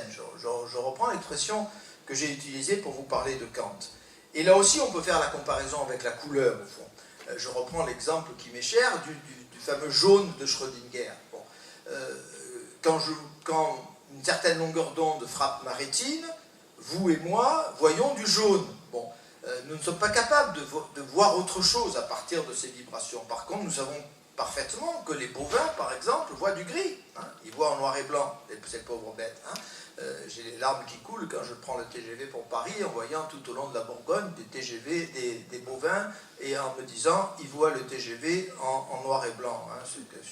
J'ai les larmes qui coulent. Bon, donc on a peut-être raison de les manger, contrairement à ma végétarienne de voisine. Bien, non, j'arrête la boutade et le délire. Mais notre corps nous contraint à cette mise en scène. Alors il y a des mises en scène un peu différentes, comme vous le savez. Il y a des daltoniens, il y a des individus qui ont des organes un peu différents des nôtres et qui, à partir des mêmes longueurs d'onde, vont voir autre chose que ce que vous et moi, nous voyons. Hein. Nous et moi qui sommes normaux, c'est-à-dire qui sommes la moyenne. Hein. Ça veut rien dire d'autre. La normalité ne veut rien dire d'autre que cela. Bon. Donc je ne choisis pas. Donc mon corps me contraint à une certaine forme de mise en scène. Mais mon corps est lié à mon esprit. Il n'est pas séparé de mon esprit, il dépend beaucoup de mon esprit, et il se pourrait bien que ma création du jaune, donc, qui n'implique pas que le jaune existe en soi, n'implique pas que le jaune existe en dehors de moi, et qu'une autre expérience est impossible. Donc, si j'arrive à donner à mon corps à modifier, je dirais, la relation corps-esprit, c'est un peu le thème de l'Agora de cet été, sur l'esplanade, pour ceux qui y ont assisté, si j'arrive à donner à mon esprit une sorte d'autonomie plus grande par rapport à mon corps, et c'est peut-être ce qui peut s'atteindre par des travaux de réflexion, de méditation, de concentration, il se pourrait bien que je sois moins dépendant de cette mise en scène qui est imposée par mon corps et que j'arrive à d'autres mises en scène possibles. Voilà, simplement, ces trois réponses, on pourrait peut-être en donner d'autres, qui montrent que il ne faut pas être exagérément perturbé par l'idée qu'il serait étrange que nous ayons presque tous la même mise en scène du temps. On peut comprendre pourquoi, et on peut comprendre en même temps pourquoi cette mise en scène dominante et majoritaire, elle est d'abord historique, elle est temporelle, elle est dominante à un moment donné de de l'histoire des hommes et qu'elle n'est pas la fatalité et que peut-être que nous nous retrouverons un jour dans une temporalité extraordinairement différente, voire dans une absence de temps. Et là, je laisse Virginie le développer. Alors, en fait, c'est beaucoup plus accessible que ce que l'on peut imaginer. Vous allez peut-être être un petit peu dérouté par toutes ces idées, mais vous allez voir que vous vivez des expériences quantiques tous les jours et que c'est juste parce que vous n'aviez pas le cadre qui permettait d'en expliquer la cohérence qu'elles n'ont pas été définies en tant que telles, mais nous en vivons tous les jours. C'est vraiment dans notre quotidien. Je vais vous donner un exemple à ce sujet qui va vous permettre de vous réapproprier toutes ces idées et de les faire venir dans votre vie ordinaire. Alors, c'est un exemple, c'est quand j'étais jeune ingénieur, je travaillais au laboratoire du Brusque de la Marine. Il y avait un laboratoire qui est fermé depuis. J'avais cette chance-là parce qu'on était sur un site très privilégié avec des petites criques magnifiques là après le chaos, et des criques qui étaient privées, puisque comme c'était un domaine militaire, le chemin des douaniers n'était pas accessible. Et je travaillais avec une ingénieure qui était... Moi j'étais sous contrat, donc j'étais pas, je ne relevais pas de l'administration, mais je travaillais avec une ingénieure qui était polytechnicienne. Et cette ingénieure, elle avait une idée en tête qui était de s'occuper, donc c'était il y a 25 ans, de s'occuper de la protection des mammifères marins. Là encore, c'était pas à la mode comme maintenant, et c'est très mal vu, surtout chez les polytechniciens. Elle était ingénieure de l'armement, c'est une femme, donc elle avait une idée de femme, d'hystérie féminine, et c'était assez mal vu, et puis c'était mal vu aussi par son père, enfin il y avait tout un poids familial, mais bon, quand même, c'est ce qu'elle ressentait, c'est ce qu'elle avait envie de faire. Et elle avait décidé de prendre le risque. Un risque calculé, parce qu'elle développait des hydrophones en acoustique sous-marine. Il y avait un marché dans le domaine où elle allait. Elle ne partait pas comme ça, c'était pas une Uberlus, c'était une femme très intelligente. Mais il n'empêche qu'elle était jeune, elle avait une trentaine d'années. Elle avait une carrière qui était toute tracée, où elle allait même pouvoir finir au ministère de la Défense, dans les sphères de l'État, où elle allait avoir des salaires qui sont mirobolants, un revenu social, une reconnaissance sociale, madame l'ingénieure de l'armement polytechnicienne, la possibilité de prendre des congés de maternité en étant très bien payée, et d'avoir une retraite où les étoiles que vous avez sur les galons rapportent beaucoup sur le bulletin de retraite. Donc elle allait lâcher aussi, en partant de la marine, en partant du ministère de la Défense, elle allait lâcher aussi une grande protection. Mais il y avait vraiment un appel pour elle, elle avait envie d'essayer. Et donc pendant plusieurs mois, elle a commencé à mettre en place tout ce qu'il fallait, tous les réseaux, et il y avait une difficulté administrative, c'est quand vous avez fait Polytechnique, eh bien vous devez des années à l'État. Et donc elle ne pouvait pas partir comme ça, c'était le seul rouage là, qui la tenait encore. Et donc j'étais sous ses ordres, je travaillais avec elle, j'étais dans son équipe. Et un matin, alors que nous partions en réunion, le téléphone a sonné, elle décroche, et c'était un rouage de l'administration qui lui disait qu'enfin c'était OK. Elle a raccroché, elle a un sourire jusque-là, elle se lève de son bureau en m'annonçant la nouvelle, et elle se tord la cheville, une entorse phénoménale. La cheville gonfle immédiatement, ça lui tire, les larmes lui montent aux yeux, ça lui tire un cri de douleur, et elle devait animer une réunion importante avec Thomson, Thales maintenant, à l'époque. Donc vous êtes une femme, déjà qu'on vous traite d'hystérique, et qu'en plus si vous y allez avec le maquillage qui coule, je veux dire, c'est pas crédible. Donc elle me demande de partir, d'accueillir ces messieurs, de commencer à préparer le rétroprojecteur, parce qu'à l'époque on avait des transparents, c'était pas encore sur ordi, de les faire patienter, parce qu'elle a vu alors qu'elle maîtrisait très bien ses émotions, elle ne serait pas arrivée là si elle n'y était pas arrivée jusque maintenant à maîtriser ses émotions, mais là elle n'y arrivait pas.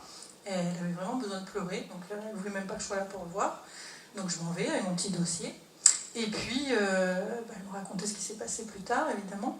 Donc elle n'arrivait pas à maîtriser les larmes qui montaient en elle.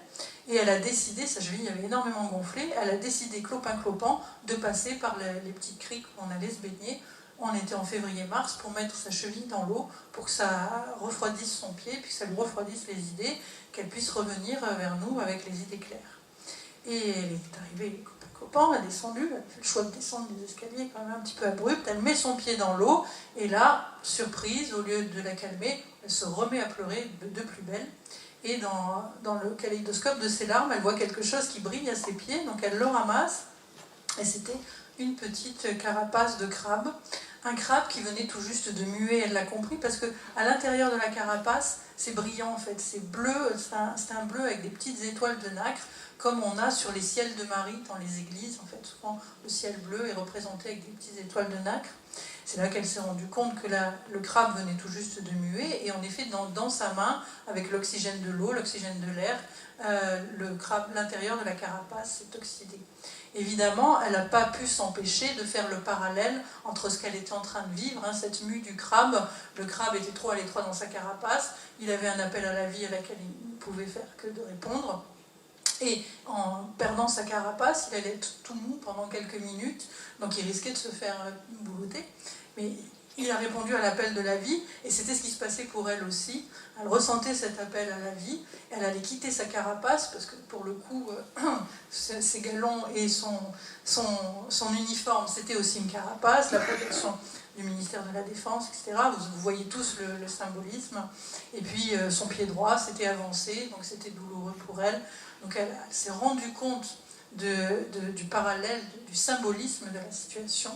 Puis elle s'est dit qu'elle était quand même, que ce petit crabe avait osé, il n'avait pas le choix, mais il avait vraiment risqué de sa vie, qu'elle, tout au plus, elle ne risquait pas sa vie, parce que de toute façon, c'est une genre de disponibilité, elle aurait pu réintégrer la fonction publique, elle aurait peut-être été mise au placard, mais pour le coup, elle aurait quand même eu un toit, un salaire, une reconnaissance sociale au bout d'un moment, peu importe. Donc elle n'était pas en train de jouer sa vie. Et en plus, par rapport au petit crabe, elle était intelligente, elle avait son hydrophone acoustique qui était extraordinaire, elle partait pas non plus faire n'importe quoi. Bien, donc ça lui a donné confiance en elle, les larmes sont séchées, la cheville s'est dégonflée, elle est venue mener sa réunion. Moi j'ai vu qu'elle avait un peu pleuré parce que je suis une femme, j'ai vu le maquillage qui avait un petit peu bougé, mais les autres mecs, ils n'ont rien vu, ils ont même été soufflés parce qu'elle avait quelque part une petite ironie dans son expression qui disait de toute façon là, vous pouvez me dire ce que vous voulez, dans 15 jours j'y suis plus et je vais faire ce que je veux faire. Voilà. Donc c'est un joli exemple, la mue du crabe. Et pourquoi parler de cette mue du crabe? Quel rapport avec la mécanique quantique? En fait, on a deux façons de mettre cette expérience en perspective, soit suivant le modèle newtonien, soit suivant le modèle de la mécanique quantique. Si on met cette expérience en perspective avec le modèle de la physique classique newtonienne, on ne peut conclure d'une façon rationnelle qu'à une jolie coïncidence. Les phénomènes sont indépendants de l'observateur. S'il y a un petit crabe qui mue, là, c'est une coïncidence. Il y a juste une corrélation, c'est-à-dire une relation dans le temps. Ça se passe au même moment, elle est en train de muer, de quitter sa carapace, le crabe aussi, mais c'est juste une coïncidence. Les phénomènes sont indépendants de l'observateur. Maintenant, si on considère cet événement du point de vue de la mécanique quantique, comme on ne va pas l'analyser sur les mêmes hypothèses de base, on ne va pas trouver la même conclusion, c'est évident. Cette crique à ses pieds, si on la considère du point de vue de la réalité quantique, c'est une boîte à crique de Schrödinger. C'est une réalité potentielle. C'est la lampe d'Aladin. Et c'est l'interaction de cette personne, de cette jeune ingénieure polytechnicienne avec cette boîte à crique de Schrödinger qui va créer dans l'instantanéité de son interaction la réalité matérielle au présent de cette crique. C'est parce qu'elle vient à ce moment-là en interaction avec une réalité potentielle que le crabe mue. C'est comme si le crabe avait su avant qu'il fallait qu'il naisse 3 mois avant pour muer pile poil au moment où notre polytechnicienne hardie vient mettre le pied dans la boîte à crique de Schrödinger. Vous voyez comment on va pouvoir se réapproprier la vision du modèle quantique dans notre réalité quotidienne. Ce n'est pas uniquement dans les labos, ce n'est pas uniquement dans une impression de déjà-vu, ce n'est pas uniquement dans des expériences de méditation qui font que le temps va s'arrêter et que l'éternité va s'entrouvrir. C'est aussi en identifiant dans toutes les expériences de notre vie ou en les analysant suivant un autre modèle. Et déjà, si on le fait, c'est un grand pas. Parce que si on reste dans le modèle newtonien et qu'on ne se pose pas la question, c'est que pour nous, la réalité, c'est le modèle newtonien. Mais si déjà on se dit, tiens, il y a un autre modèle un petit peu plus grand, et quand je vis un événement, si je l'analyse suivant ce modèle ou suivant l'autre, qu'est-ce que ça me donne comme résultat? Est-ce qu'il va devenir cohérent? Et si vous regardez dans votre vie, il y a plein d'événements que vous avez mis de côté. Oui, ça c'était magique, peut-être un petit peu hallucinatoire. Alors ça, je peux carrément pas en parler, on va prendre pour une folle. Ben, tous ces événements-là, si vous les analysez sur des autres hypothèses de base, d'appréhension et de conception du réel, il y a fort à parier que vous allez pouvoir trouver une belle cohérence et que vous allez vous rendre compte comment vous avez et combien vous avez vécu d'expériences quantiques sans le savoir. Donc c'est à notre portée de vie. Ça ne se passe pas que dans les labos, ça se passe dans les petites plages du Brusque aussi. Mais ce qu'il faut comprendre, c'est que c'est à notre portée de compréhension aujourd'hui pour plusieurs raisons. D'abord parce que les physiciens commencent à tous s'éveiller sur la question et que c'est à portée d'intellect tout à fait à la norme. Moi, je n'ai pas le QI d'Einstein, bien loin de là. Et je ne suis vraiment pas la seule à comprendre ces idées. Donc nous sommes très nombreux. Mais aujourd'hui, en fait, nous vivons une époque qui est vraiment... Enfin, ce qu'on nous demande comme challenge au niveau de notre pensée, c'est le même challenge que l'on a eu pour les contemporains de Galilée. Parce que tout à l'heure, je vous disais, nous concevons habituellement l'univers, la réalité, sur 4 dimensions, 3 dimensions d'espace et une dimension de temps. L'idée, c'est d'arriver à comprendre ce qui se passe si on décolle au-dessus du temps, si on arrive à le considérer différemment, on va passer de 4 dimensions à plus de 4 dimensions à 5 dimensions. Donc pour ce faire, il faut décoller de l'idée du temps. Et décoller de l'idée du temps, c'est pouvoir considérer le temps comme une dimension à part entière. Qu'est-ce que ça veut dire? Qu'est-ce que j'entends par cette expression? Une dimension d'espace, pour vous, vous la considérez comme une dimension à part entière. Vous allez voir, c'est simple. Dans cette pièce, c'est facile pour vous d'imaginer qu'il existe une infinité de longueurs dans la pièce. On peut choisir celle qui sera le long du mur à ma gauche, celle qui sera le long du mur à ma droite. On peut choisir celle qui sera au milieu, qui sera 1 mètre au-dessus du sol. C'est facile pour vous de conceptualiser qu'il existe une infinité de longueurs. Vous pouvez décréter, si vous avez des plans à faire pour répartir les chaises ou le carrelage, peu importe, vous pouvez décréter que l'origine de la longueur, si on choisit celle qui part sur le mur à ma gauche, ça sera au fond de la salle ou de ce côté-là. Ou si vous avez tout le carrelage à refaire et que vous voulez faire un beau mandala symétrique, eh bien, ce qui sera le plus pratique, c'est de choisir comme origine de la longueur le centre de la pièce, de numéroter tout ce qui est à ma gauche comme étant négatif dans les longueurs et tout ce qui est à ma droite comme positif. Conceptualiser une dimension de longueur comme une dimension à part entière, c'est quelque chose qui est facile pour vous. Et si on veut s'élever au-dessus de la 4e dimension, qui est la dimension du temps, eh bien, il va falloir pouvoir conceptualiser le temps comme une dimension à part entière. C'est-à-dire concevoir qu'il en existe une infinité, concevoir que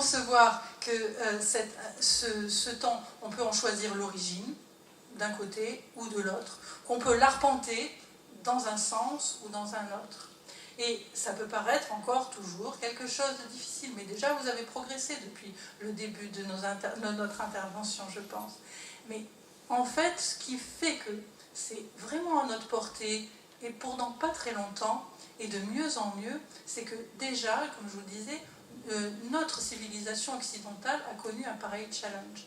Quand on a compris que la Terre était plate, on est passé de l'idée d'un espace à 2 dimensions à la Terre ronde. On a compris que la Terre était ronde, pardon. On est passé d'un espace à 2 dimensions, la Terre plate, à la sphère, 3 dimensions. C'était rajouter une dimension à notre compréhension du réel. Et pour les contemporains de Galilée, c'était aussi déroutant que pour nous de comprendre que le temps n'est pas ce que nous imaginons. Pour les contemporains de Galilée, ils avaient beau regarder la Terre, ils la voyaient plate. Donc cette idée qu'elle soit ronde, c'était contraire à l'expérience de leur sens. Qu'est-ce qui s'est passé pour Galilée? Galilée, il observait les étoiles, il comprenait qu'il y avait quelque chose qui n'allait pas dans la façon dont on décrivait la marche de l'univers, mais il a créé une lunette. Et c'était la lunette la plus puissante qui ait jamais été créée. Et puis il regardait les bateaux qui arrivaient à l'horizon avec cette lunette. Et si la Terre avait été plate, les bateaux seraient arrivés très petits dans sa lunette et puis auraient grossi, mais ils seraient arrivés tout en entier, la coque et la ramure, tout en entier, mais de petite dimension. Or, quand il observait avec la lunette, il voyait d'abord la ramure et pas la coque. C'est ce qui lui a permis de comprendre, enfin de rajouter un élément à sa compréhension d'une Terre ronde. Et pour les contemporains de Galilée, eux, ils n'avaient pas la lunette. On avait beau leur dire la Terre est plate, la Terre est ronde, ils la voyaient plate. C'était contraire à l'expérience de leur sens. Et imaginez combien c'était contraire à l'expérience de leur raison. Parce que si la Terre est ronde, ceux qui sont un peu plus loin, ils font comment pour tenir? Les Australiens, ils tiennent la tête en bas, c'est pas possible. Et ils sont quand même, les contemporains de Galilée, bon, ils ont mis 300 ans, ils ont brûlé quelques scientifiques au passage, mais ils sont quand même arrivés à accepter une idée qui était contraire à l'expérience de leur sens et contraire à la logique de leur raison. Moi, quand je vous parle du temps comme une dimension que l'on peut dépasser, que le temps jaillit du présent et va dans la direction du passé et va dans la direction du futur, c'est aussi contraire à l'expérience de votre sens et à la logique de la raison. Mais on y est arrivé, notre civilisation contemporaine y est arrivée il y a 300 ans. Et vous-même, personnellement, vous y êtes arrivé aussi lorsque vous étiez enfant. Lorsque vous étiez enfant, vous ne vous étiez pas posé la question de savoir si la Terre était plate ou elle était ronde. Mais à un moment donné, vous aviez 3 ans, 4 ans, 5 ans, 6 ans, il y a quelqu'un qui est venu vous dire « mais elle est ronde ». Et puis, à ce moment-là, que les Australiens tiennent la tête en bas, ça ne vous a pas posé de problème. C'était encore contraire à l'expérience de vos sens et à la logique de votre raison. Qu'est-ce qui s'est passé à ce moment-là pour que vous puissiez adhérer naturellement à l'idée? Parce que même aujourd'hui, là, si je vous demande d'expliquer à un enfant de 5 ans pourquoi les Australiens tiennent la tête en bas, il va falloir quelques minutes quand même pour assembler les idées, pour qu'elles soient cohérentes. Et au final, vous allez parler de quoi? De la verticalité, que le haut et le bas, c'est une valeur relative. De quoi est en train de nous parler Einstein? Que le temps est une valeur relative. On est vraiment dans le même schéma. Et qu'est-ce qui a fait que quand vous étiez enfant, vous avez accepté que la Terre était ronde, alors que c'était contraire à l'expérience de vos sens et à la logique de votre raison? D'une part, tous les adultes, qui étaient les représentants de l'autorité du savoir, étaient d'accord sur la question. Du coup, ça aide. Aujourd'hui, les scientifiques sont à peu près d'accord sur la question. Ça va nous aider aussi.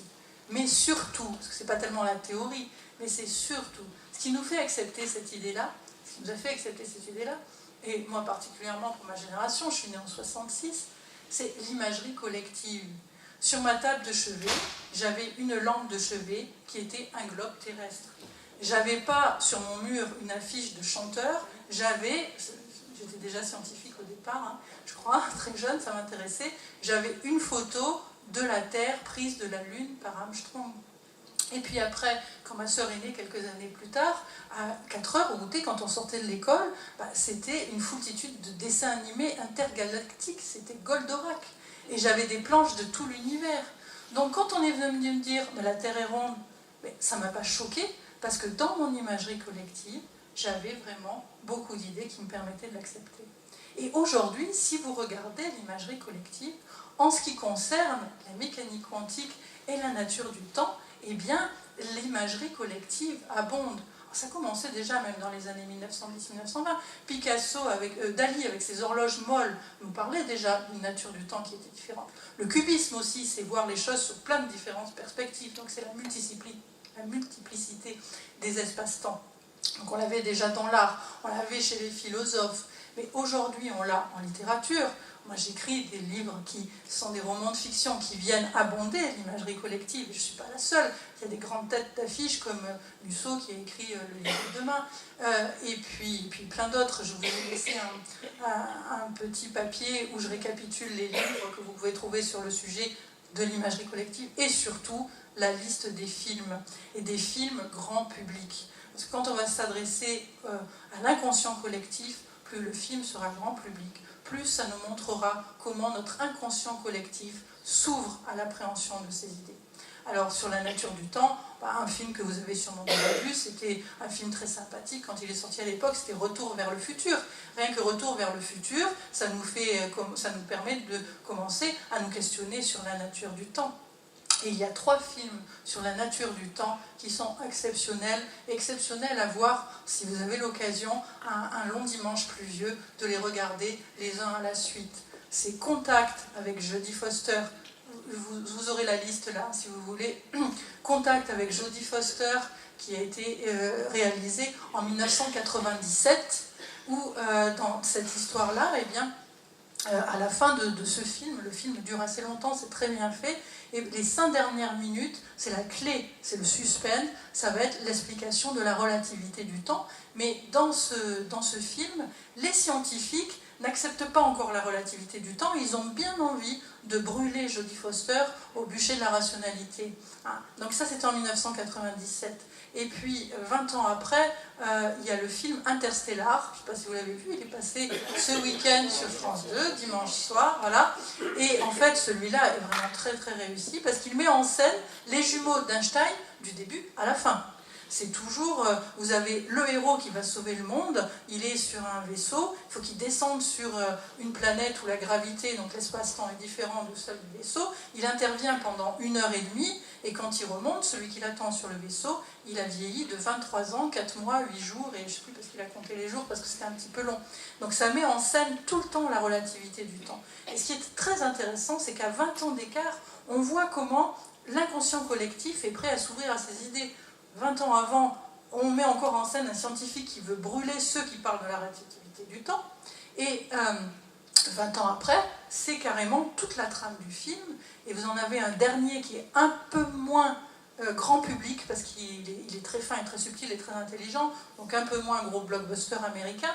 C'est, je vous le conseille, c'est Premier Contact de Denis Villeneuve. Là aussi, vous aurez le titre sur la petite feuille que je vous ai préparée, où on va mettre à la fois la notion du temps, la relativité du temps, mais l'expérience du choix retardé est mise en scène dans ce film, et dans le scénario, et dans l'histoire, et dans le montage du film. C'est-à-dire que les événements que va vivre la personne au présent vont recréer à rebours le passé que vit la personne. Et si on n'a pas compris l'expérience du choix retardé avant de regarder ce film, on passe à côté de certaines de ses subtilités. C'est pour ça que je dis qu'il est assez intelligent et est assez subtil. Mais on voit vraiment la différence, l'évolution de notre inconscient collectif. Donc aujourd'hui, l'imagerie collective abonde, et l'évolution de cette imagerie nous montre comment nous sommes beaucoup plus prêts à nous ouvrir à ces idées. On a l'autorité du savoir qui commence à être d'accord et qui commence à en parler. Vous avez un livre qui s'appelle La physique de la conscience de Philippe Guillemin, qui est un chercheur au CNRS en poste, un grand ponte de la cybernétique, qui nous explique vraiment ce que c'est que la nature du temps. C'est très intéressant. Vous allez avoir le nôtre bientôt, qui s'appelle « Dessine-moi un chat » de Schrödinger, qui va retracer toutes ces idées, pour ne citer que ces deux-là, et puis, voilà, il faut faire une sélection. Et ce qui nous montre aussi que nous sommes sur le point de comprendre ça, c'est d'accéder à ces idées. Parce que je ne sais pas si vous imaginez les pistes de recherche que ça ouvre, si on ne considère plus le temps de la même façon. C'est des solutions aux problèmes qui nous sont posés aujourd'hui qu'on n'aura jamais envisagées. Donc c'est un espoir qui est incroyable. Et nos ados, ouais, je parle bien de nos ados, comme ça, tout boutonneux, et qui ont l'impression de rien comprendre à rien, eh bien on voit qu'eux, ils sont vraiment prêts à s'ouvrir à ces questions-là. On les voit pourquoi ? Parce que nous, quand nous sommes nés, nous avons appris à écrire, donc à recevoir et à traiter de l'information d'une façon linéaire. On a appris à écrire de gauche à droite, une ligne après l'autre. Et on a appris à lire comme ça. Donc à recevoir et à traiter l'information de cette façon. Nos jeunes, aujourd'hui, ils arrivent en apprenant à lire. Alors, bien sûr, c'est des catastrophes au niveau de l'orthographe et de la grammaire, mais bon, c'est que le mode change. Mais ils apprennent à lire sur des écrans, d'une façon en mosaïque. Donc ils ne vont pas capter l'information de la même façon que nous. Et donc leur cerveau va être programmé, enfin il va y avoir des pas de programme dans leur cerveau qui est différent de ceux que nous avons nous, qui vont leur permettre d'être plus aptes à comprendre ces idées. Et pour vous en convaincre, il suffit d'inviter un de vos ados, enfants ou petits-enfants, au restaurant. Vous l'emmenez avec vous dans un restaurant de jeunes pour lui faire plaisir. Donc il y aura un super grand écran auquel vous tournerez le dos parce que vous regardez les images en même temps que vous parlez avec lui, ça va vous déranger. Donc vous aurez un grand écran dans le dos. Votre ado sera en face de vous. Il sera dans un premier espace-temps informationnel, c'est-à-dire avec vous. Et il va vous parler, il va vous répondre. En même temps, il aura son téléphone à la main et il enverra des textos reliés avec plein de personnes tout au bout du monde. Deuxième espace-temps informationnel, il traite les informations en même temps. Et en même temps, il regarde l'écran qu'il y a derrière vous, avec un écran où il y a des fesses qui se balancent, et peut-être des indications aussi en dessous. Troisième ou quatrième espace-temps informationnel. En fait, leur cerveau est déjà formaté pour traiter des espaces-temps informationnels multidimensionnels, alors que nous étions plutôt dans une linéarité. Alors, pour ceux qui ont la chance d'avoir fait du piano, dans le piano, on lisait quand même 2 portées en même temps, sur 2 clés différentes, pour donner des indications à 2 membres différents. Donc on formait déjà notre cerveau à une interprétation simultanée de 2 informations différentes. On était déjà un chef d'orchestre, lui, si on va lui parler de multidimensionnalité, c'est quelque chose qui va percuter très facilement parce qu'il lit, je ne sais pas combien il lit de portées, mais ça doit être plus d'une dizaine. Donc aujourd'hui, lorsqu'on regarde l'évolution de l'information, l'évolution de la formation de l'esprit de nos jeunes, lorsqu'on regarde l'abondance de l'imagerie collective dans le sens de s'élever au-dessus de la notion du temps ou de la notion de ce que nous pensons être la réalité, ce que nous pensons être la matière. Vous avez peut-être vu le film Matrix, ou ne serait-ce que le film Harry Potter. Peut-être vous avez vu ce film Harry Potter. Il y a où il faut le regarder avec des enfants. De toute façon, c'est toujours très instructif. Parce que quand Harry Potter est sur le quai de la gare et qu'il veut passer à travers le mur de la gare, le quai 9/3, eh bien, c'est une image de la boîte à chat de Schrödinger. Parce que pour certains, ce mur est un mur solide. Pour les moldus, ceux qui ne sont pas sorciers, c'est un mur solide. Pour ceux qui vont être sorciers, c'est une porte, c'est un passage. La réalité est créée en interaction avec celui qui l'observe. C'est vraiment l'image de la mécanique quantique. Et nous en avons plein donc, dans notre quotidien, dans nos films, dans nos vies. On ne s'en était pas forcément rendu compte, mais je suppose que maintenant, vous allez pouvoir tous les passer en revue. Et puis dans les jours qui viennent, il y a peut-être des événements que vous allez vivre. Vous allez dire, tiens, est-ce que je les analyse sur le plan du modèle newtonien ou est-ce que je les analyse sur le plan du modèle quantique? Et vous allez voir le résultat. C'est toujours enrichissant de faire la comparaison. Voilà, je vous remercie et j'espère que vous avoir intéressé.